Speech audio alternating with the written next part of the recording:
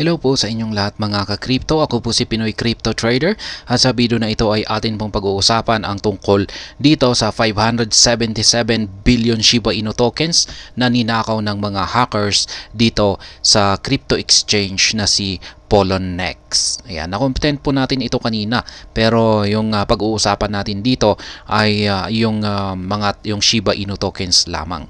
Meron din pong na-hack na Ethereum at saka Bitcoin at saka marami pang ibang mga crypto, mga altcoins. Pero dito ay pag-uusapan po natin ang Shiba Inu tokens na ninakaw ng mga hackers sapagkat napakalaki po nito. Umaabot po ito ng 577 billion na Shiba Inu tokens. Kaya ayan, bago po tayo magpatuloy ay nais ko lamang po munang bigyang linaw ang aking disclaimer kung saan ang nilalaman po ng video na ito ay hindi po ito isang financial advice. For education and information purposes lamang po ang layunin nito. Maliban po dito ay nais ko na rin pong magbigay babala na wala pong kahit anumang group chat ang Pinoy Crypto Trader. Ayan, attackers behind the Poloniex heist stole a whopping 577 billion Shiba Inu tokens and other crypto assets from the exchange. Ayan, sobrang laki po niyan, 577 billion na Shiba Inu. Meron ba sa inyong may hawak na ayan, makakatapat dito sa halaga na yan?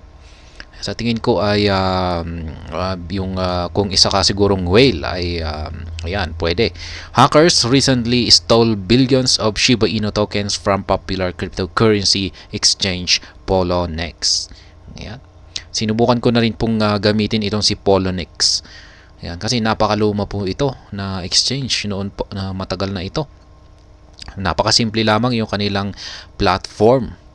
Ayan, kaya hanggang sa lumipat ako kay marami pa akong ibang mga nilipatan na mga exchanges.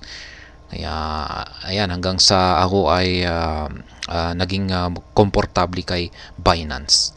At ayan, si Poloniex ay pag-aari po pala ito ni Ginoong Justin Sun. Siya po yung gumawa naman ng token na Tron or TRX. At ayan, 577 billion SHIB lost in Poloniex heist. The unfortunate incident, which took place yesterday, saw the attackers cart away 577 billion SHIB worth $4.74 million. Yan, at the time of the incident. Ganyan po kalaki yung halaga ngayon ng 577 billion SHIB na tokens. Yan, nasa $4.74 million. Ang laki po niyan. Interestingly, the value of Shiba Inu tokens stolen from Poloniex has surged in the past few hours, with Shiba Inu recording a gain of 6.2%.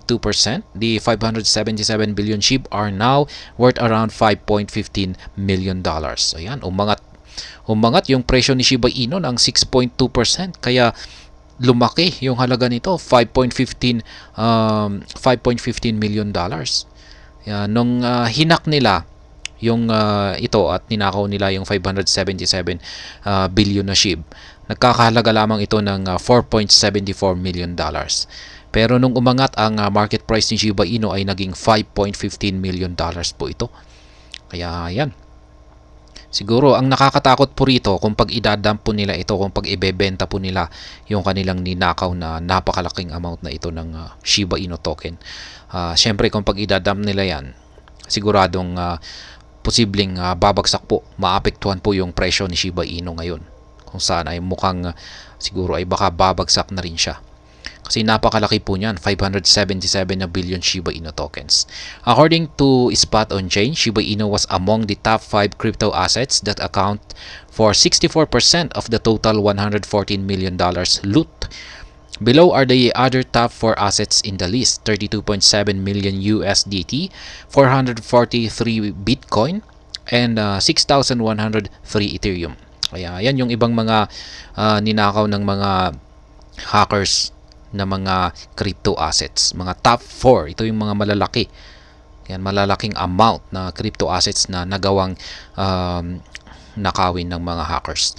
Aside from the above-mentioned assets, the attackers also stole other cryptos including XRP, TRX, OX, TUSD, Elon, USDD, Fluky, Link, GLM, Pepe, and Matic. Yan na rin yung iba Pero medyo mas mababa yung mga amount ng mga kanilang nakuha rito.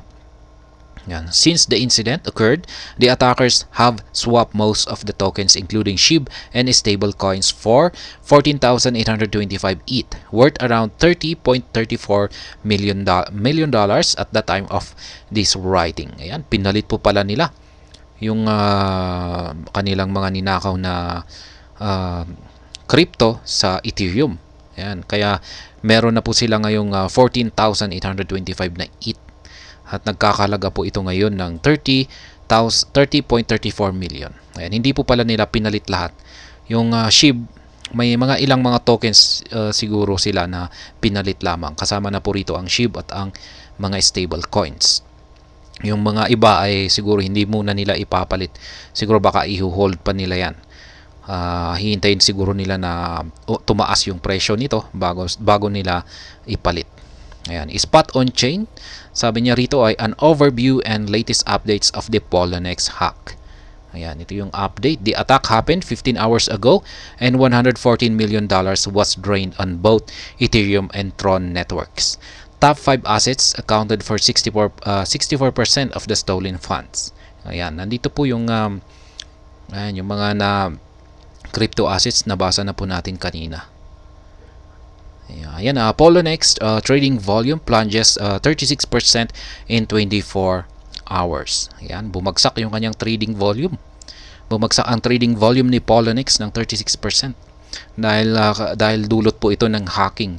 Launched in 2014, Poloniex is among the leading exchanges that allow users to buy and sell various crypto assets ranging from Bitcoin to Shiba Inu. The exchange was acquired by prominent entrepreneur Justin Sun in 2019. At press time, Poloniex support a total of 408 coins and 640 trading pairs according to CoinGecko data. Ayan, binili po pala ni Justin Sun noong taong 2019. Hindi pala siya ang original na nagmamay-ari dito kay Poloniex. Poloniex users have continued to show their loyalty to the exchange even though the platform suffered a $114 million heist. Per CoinGecko data, Poloniex has a 24-hour trading volume of $409.44 million. The exchange volume is down by 36.52% over the past 24 hours. Ayan, patuloy naman po na sinusuportahan pa rin ng mga users ng Poloniex. Ayan, ang exchange na ito. Ayan. Maski ito ay nawalan ng $114 million. Kasi maganda naman po yung linabas na pahayag ni Ginoong Justin Sun na i-reimburse po niya yung mga users, lahat ng mga users na naapektuhan rito. Ayan, Poloniex moves to recover stolen funds. Meanwhile, Poloniex team has made moves toward recovering the stolen funds. Following the attack, Sun took to the X platform yesterday to offer a 5% bounty to the attackers only if they agree to return the funds. Ayan. Ito po yung sinabi ni Ginoong Justin Sun na ibibigay po niya yung 5% bilang white hat na bounty sa mga hackers or sa mga nag-hack dito kay Poloniex. Yan, ibibigay niya po ito. Parang pabuya na rin. Ayan. At kailangan 5% at kailangan nila itong ibigay sa loob ng 7 araw. Pero kung pag hindi ay kailangan nila hihingi na ng tulong si Justin Sun sa mga law enforcement. Kaya ayan, hinihintay po nila na ibalik ng mga hackers yung kanilang mga ninakaw dito kay Poloniex. The crypto entrepreneur provided TRX, ETH, and BTC addresses to which the funds can be sent. He gave the attackers a 7-day ultimatum to return the stolen fund while they keep the bounty. However, he threatened to engage law enforcement agencies if the attackers failed to accept the offer. In the meantime, Poloniex is working with other exchanges to recover the funds. Ayan. Siguro mas maganda kung pag i-secure muna nila yung kanilang system. Kasi mukhang baka hindi pa nila na ipapatch yung kanilang security system. Yan, baka babalik pa yung mga hackers at nanakawin pa nila yung mga ibang natitirang mga funds. Ayan. Yun po ang nangyayari ngayon kay Poloniex. Ayan, kung isa po kayo sa mga gumagamit kay Poloniex ay hindi muna kayo makakapag-withdraw kasi dinisable po yung withdrawal function nila. At ayun, hanggang dito na lamang po tayo sa video na ito. Sana po ay inyong nagustuhan ang aking paliwanag dito. Kung inyo po itong nagustuhan, pag-click lamang po ang like button nito. Para naman po sa mga bago lamang dito, kayo po ay aking inaanyayahan para mag-subscribe. Pag-click na rin po ang bell icon nito dahil ito po ang siyang magsisilbing notification nito sa mga bago kong videos na akin pong ina-upload sa aking YouTube channel na ito. Marami pong salamat sa panonood. Ingat po tayo lagi at God bless po sa ating lahat.